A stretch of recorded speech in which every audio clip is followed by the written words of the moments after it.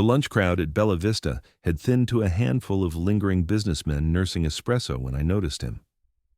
Sheikh Rashid Al-Mansour sat at table 9 with 3 other men, their tailored suits and quiet confidence marking them as important before they'd even spoken a word. Marco, our manager, had been hovering near their table all afternoon, his usual swagger replaced by careful deference. My feet ached in the cheap flats I'd bought at a discount store, and my stomach growled despite the half sandwich I'd stolen between shifts. Working doubles 6 days a week left little time for proper meals or sleep. The tips were good at Bella Vista, but not good enough to cover my mother's medical bills and the mounting debt from her experimental treatments. "Emma, table 9 needs water," Marco hissed, not meeting my eyes. "And don't mess this up. Sheikh Al-Mansour is one of our most valued clients." I grabbed a pitcher, my hands trembling slightly from exhaustion. 3 months of working myself to the bone, and I was still behind on payments. The collection agency had called twice this morning before my shift even started. As I approached their table, I kept my gaze lowered, pouring water with practiced precision. The sheikh sat facing the entrance, his dark eyes tracking movement throughout the restaurant with an alertness that seemed at odds with his relaxed posture. He was younger than I'd expected, perhaps 40, with striking features and an air of command that made everyone around him appear diminished. "Thank you," he said in accented English, his voice deep and cultured. I nodded, turning to leave when my phone buzzed in my apron pocket. I pulled it out reflexively, my heart sinking as I saw the hospital's number. Mom's nurse only called during work hours if something was wrong. "I'm sorry," I mumbled to no one in particular, stepping away from the table to answer. "Miss Chen." The nurse's voice was tight with urgency. "Your mother's condition has deteriorated. The doctors want to discuss immediate intervention options, but her insurance won't cover—" "How much?" I interrupted, my voice barely above a whisper. "The procedure is $85,000. Without it, they're saying she has perhaps 2 weeks. The phone slipped from my fingers, clattering to the floor. 2 weeks. The words echoed in my skull, drowning out everything else. I bent to retrieve it, my vision blurring with tears I couldn't afford to shed during a shift. When I straightened, I realized the entire restaurant had gone quiet. Every eye was on me, including those dark, penetrating eyes from table 9. In my panic and desperation, my hand had moved to my ear, fingers pulling at my earlobe 3 times in rapid succession. It was the signal, the one my roommate Sarah and I had developed after she'd been harassed by a customer last year. 3 tugs on the right earlobe. I need help, and I can't say it out loud. But Sarah wasn't working today. I'd signaled to an empty restaurant, to strangers who didn't know my private code, to a man whose attention I definitely didn't want. The sheikh rose from his chair, moving with fluid grace toward me.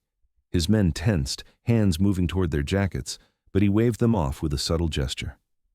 "You are in distress," he said quietly, standing close enough that only I could hear. It wasn't a question. "I'm fine," I lied, shoving the phone back into my pocket. "Just a personal matter. I apologize for the disruption."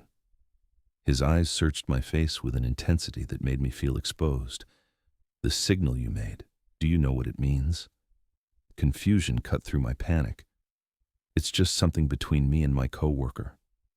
"In certain circles," he interrupted gently. "That gesture indicates someone requiring immediate protection or assistance.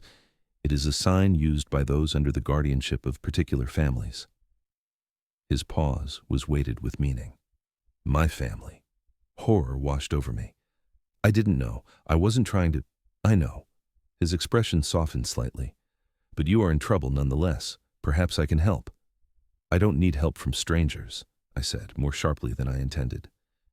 "Emma!" Marco appeared at my elbow, his face flushed with anger and anxiety. "Is there a problem, Sheikh Al-Mansour? I apologize for any—" "There is no problem," the sheikh said smoothly. "Miss Chen was attending to an urgent family matter. I was merely offering assistance." He turned back to me. "Your mother is in the hospital, yes? St. Catherine's?" My blood ran cold. "How do you know that?" "Your phone screen was visible when you dropped it," he replied, though something in his tone suggested that wasn't the whole truth. "What does she need?" "That's none of your business," I managed, though desperation clawed at my throat. Marco's hand clamped around my arm, his fingers digging in painfully. "Emma, Go take your break. Now. Actually, the sheikh said, his voice taking on an edge that made Marco release me immediately, I would like Miss Chen to remain. My guests and I require her service for the remainder of our meal. Of course, sir. Whatever you need. Marco retreated with unseemly haste. I stood frozen, uncertain whether to flee or stay. The sheikh returned to his table, resuming his seat as if nothing unusual had occurred. But when I approached with a menu, he spoke without looking at it. Sit. I'm working. Sit, he repeated, the command unmistakable this time. Please. I perched on the edge of the chair opposite him, aware of his companions watching our exchange with barely concealed interest. One of them, an older man with kind eyes, smiled at me encouragingly. Tell me what your mother needs, the sheikh said. Why would you care? The question escaped before I could stop it. Because you signaled for help, he said simply, and because I am in a position to provide it. I can't afford to owe someone like you. His lips curved into something that wasn't quite a smile. Someone like me. Rich, powerful, connected.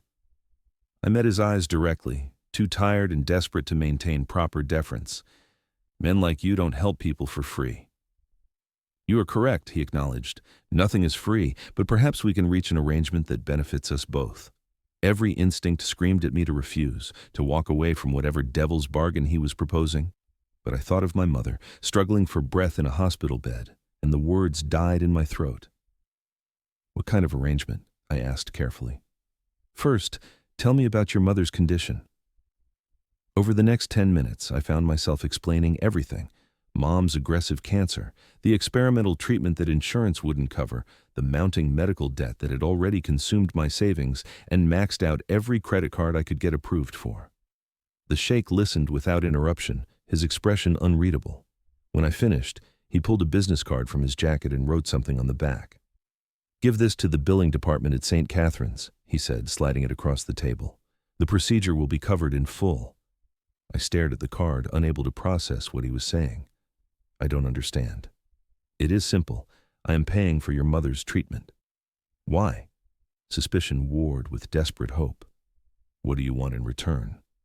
Your time, he said. For the next 6 months, you will work for me instead of here. You will live in my home, attend events as my companion, and be available when I require your presence. Heat flooded my cheeks. I'm not a prostitute.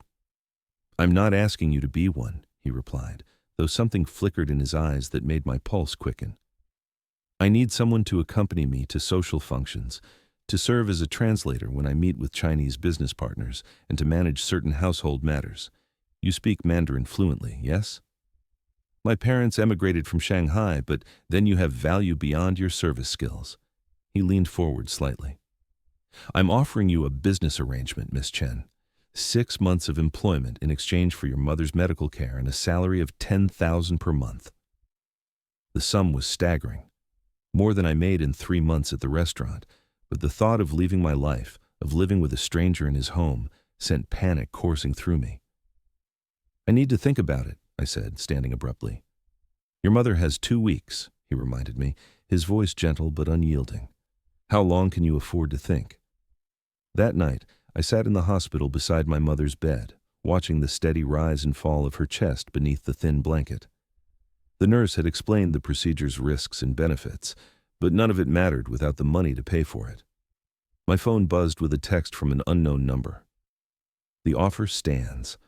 My driver will be at your apartment tomorrow at 9 a.m. should you wish to discuss terms. R.A. How had he gotten my number? The same way he'd known about St. Catherine's, probably. The man clearly had resources I couldn't begin to fathom. Emma. My mother's voice was weak, her English still heavily accented after 30 years in America. You should go home. Rest. I'm okay, Mom. She reached for my hand, her skin paper-thin and cold. You work too hard, like your father did. Her eyes glistened with unshed tears. I don't want you to sacrifice everything for me. You're not a sacrifice, I said fiercely. You're my mother. Sometimes, she whispered, accepting help is not weakness. It is wisdom. The next morning, a black Mercedes was idling outside my apartment building at precisely 9 a.m. The driver, a stern-looking man in a dark suit, opened the rear door as I approached. "Miss Chen, the sheikh is expecting you." I slid into the car, my heart hammering against my ribs. The interior smelled of leather and subtle cologne. Within minutes, we were gliding through traffic toward a part of the city I rarely visited, where mansions hid behind high walls and security gates. The Al Mansour estate occupied an entire block. The car passed through 2 security checkpoints before stopping in front of a palatial home that looked like something from a movie. Fountains played in manicured gardens, and the architecture blended modern luxury with traditional Middle Eastern design elements. A woman in a simple black dress greeted me at the entrance. "Miss Chen, welcome. I'm Fatima, the house manager. Please follow me." She led me through rooms that seemed designed to overwhelm, past priceless art and furnishings that probably cost more than my entire building. Finally, we reached a study where Sheikh Rashid sat behind a massive desk, reviewing documents on a tablet. He looked up as I entered, his expression unreadable. "You came. I need to understand exactly what you're offering," I said, refusing to be intimidated by the opulence surrounding us, "and what you really want from me." "Directness, good." He gestured to a chair. "Please, sit." For the next hour, he outlined his proposal with businesslike precision.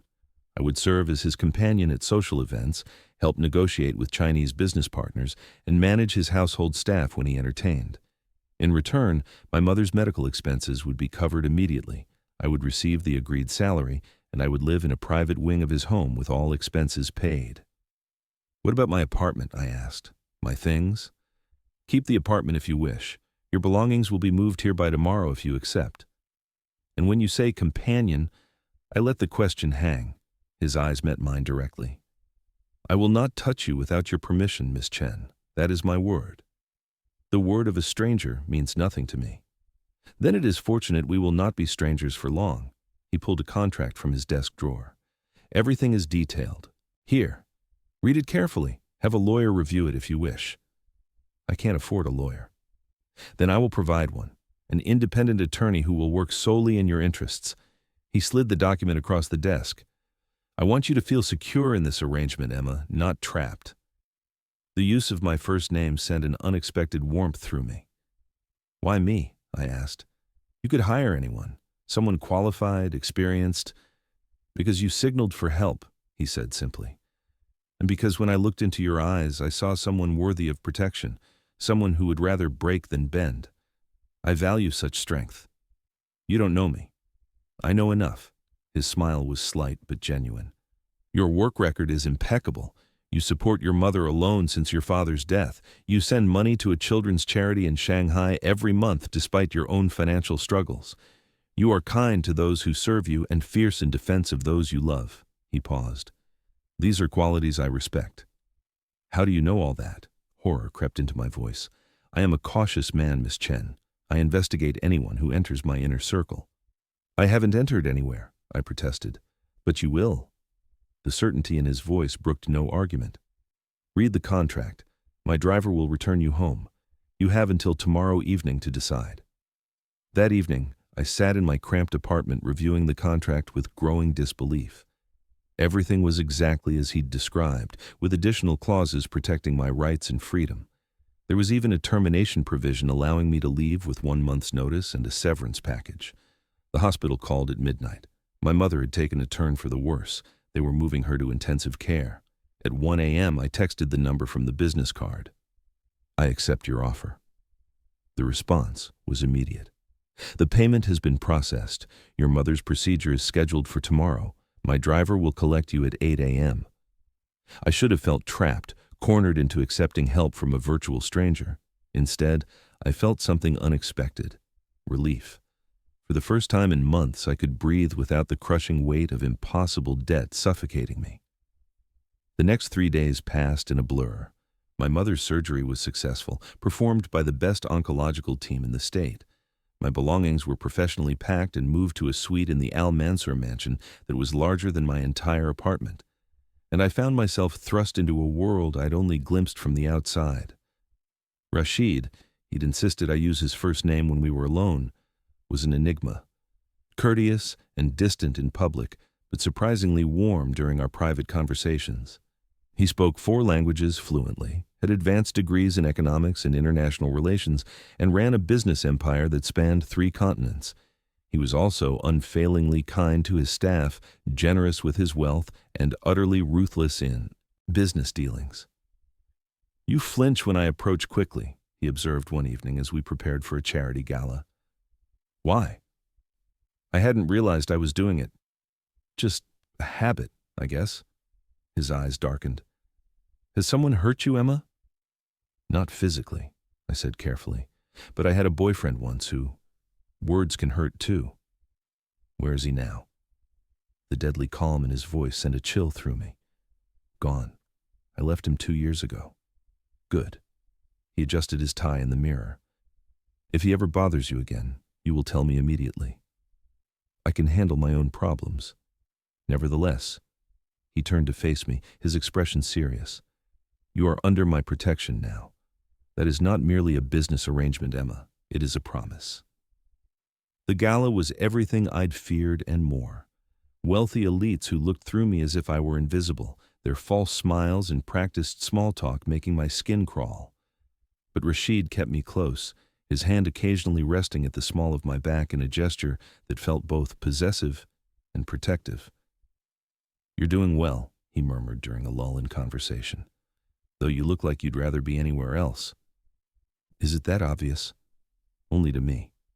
His smile was genuine this time. "Another hour, then we can leave." But we didn't make it another hour. A man approached us, his expensive suit failing to disguise the cruelty in his eyes. "Rashid, I didn't expect to see you here." "Victor." Rashid's voice cooled noticeably. I could say the same. Victor's gaze slid to me, traveling over my body in a way that made my stomach turn. "And who is this lovely creature?" "My companion," Rashid said, his tone warning Victor to tread carefully. "Miss Chen." "Chinese." Victor's smile widened. "How exotic. Tell me, darling, does he keep you as a pet or as entertainment?" Rage flared hot and immediate. Before I could respond, Rashid stepped between us, his posture radiating controlled violence. "Apologize," he said quietly. "Now." Something in his voice made Victor's smirk falter. "I was just joking. Apologize to Miss Chen, or I will ensure that every business venture you have in the Gulf region collapses within the week." The threat hung in the air, deadly serious. Victor's face went white. He turned to me, his earlier bravado completely evaporated. "I apologize, Miss Chen. My comment was inappropriate and disrespectful." I nodded stiffly, unable to trust my voice. Rashid took my elbow, guiding me toward the exit. "We're leaving." In the car, I finally found my voice. "You didn't have to do that." "Yes," he said, his jaw tight with anger. "I did. He's just an asshole. I've dealt with worse." Rashid turned to look at me, his eyes burning with an intensity that stole my breath. "No one speaks to you that way, not while you are mine." "I'm not yours," I said automatically. "This is a business arrangement." "Is it?" He moved closer, his hand coming up to cup my face with unexpected gentleness. "Because it stopped feeling like business the moment you walked into my home, Emma." My heart hammered against my ribs. "Rashid, I promised not to touch you without permission," he said, his thumb tracing my lower lip. "So I'm asking now. May I kiss you?" Every rational thought screamed at me to refuse, to maintain the professional distance that kept this arrangement safe and manageable. But my body had other ideas, leaning into his touch as if magnetized. "Yes," I whispered. His kiss was gentle at first, almost questioning. Then I responded, my hands fisting in his jacket, and something shifted. He pulled me closer, one hand tangling in my hair while the other wrapped around my waist. The kiss deepened, became hungry and desperate, as if we'd both been starving and finally found sustenance. When we broke apart, both breathing hard, his forehead rested against mine. "This changes things," I managed. "Yes." His smile was slow and certain. "It does." That night, lying in my luxurious suite, I replayed the kiss over and over. I'd crossed a line I'd sworn not to cross, letting a business arrangement become something personal, something dangerous. But as I drifted to sleep, I couldn't bring myself to regret it. The next morning, I woke to find a text from the hospital. My mother was being moved out of intensive care. The prognosis was excellent, and a note slipped under my door in elegant handwriting. Good morning. I have business in Dubai for 3 days. When I return, we should discuss where this is going. Unless you've changed your mind, R. I traced the words with my finger, a smile tugging at my lips despite my better judgment. Change my mind? No. Terrified of where this was heading? Absolutely. But for the first time in years, I felt like I was living instead of just surviving, and that was worth the risk. 3 days later, Rashid returned. I heard the commotion of his arrival from my suite and found myself hurrying downstairs, my heart racing with anticipation I couldn't quite suppress. He stood in the foyer, looking exhausted, but somehow more alive than I'd ever seen him. When his eyes found mine, his entire expression transformed. Emma! My name was a question and a promise. I crossed the distance between us, no longer caring who might be watching. Welcome home. His arms came around me, pulling me close. I've decided something, he murmured against my hair. What's that? 6 months isn't nearly long enough. He pulled back to look at me, his eyes searching mine. I want to renegotiate our arrangement. Oh? I tried to keep my voice light. What terms did you have in mind? Forever, he said simply. If you'll have me. That's a terrible business decision, I pointed out, even as joy bubbled up inside me. What if I'm difficult, demanding? Then I will rise to meet every challenge you present. His smile was soft, genuine. I fell in love with your strength, Emma, your fierce independence and gentle heart. I have no interest in changing you. I don't know if I love you, I admitted honestly. Not yet, but I could. I think I'm already starting to. Then we have time, he said, pressing a kiss to my forehead. All the time you need. And standing there in his arms, in a home that had somehow become mine, I realized that the desperate signal I'd given that day at Bella Vista hadn't been a mistake after all. It had been the beginning of something I'd never dared to hope for, a future built on more than survival, with someone who valued me for exactly who I was. 6 months later, my mother walked me down the aisle at our wedding, healthy and radiant. As I looked into Rashid's eyes and spoke vows I'd once thought I'd never make, I understood that sometimes the best things in life come from the moments when we're brave enough to signal for help, and wise enough to accept it when it arrives.